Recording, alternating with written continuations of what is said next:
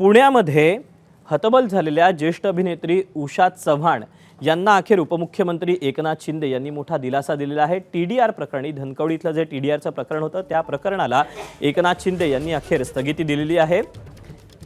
त्यानंतर उषा चव्हाण यांनी शिंदेंचे आभार मानले। टीडीआर प्रकरणाचा निकाल आपल्या बाजूने लागूनही न्याय मिळत नसल्याने उषा चव्हाण यांनी संताप व्यक्त केला होता। मुख्यमंत्री आणि उपमुख्यमंत्र्यांना आवाहन करणारा व्हिडिओ देखील त्यांनी पोस्ट केला होता। तसंच शासनातर्फे 2024 मध्ये मिळालेला व्ही शांताराम पुरस्कारही त्यांनी सरकारला परत करण्याचा निर्णय घेतला। आज सकाळी ठाण्यातील आनंद आश्रमात जाऊन त्यांनी आनंद दिघेंच्या प्रतिमेसमोर पुरस्कार ठेवला होता। त्यानंतर शिंदे यांनी नगरविकास विभागाचे अतिरिक्त मुख्य सचिव डी गोविंदराज यांच्याशी संपर्क साधून पुणे महानगरपालिकेने केलेला हा टीडीआर व्यवहाराला तात्पुरती स्थगिती द्यावी असे आदेश दिले आहेत।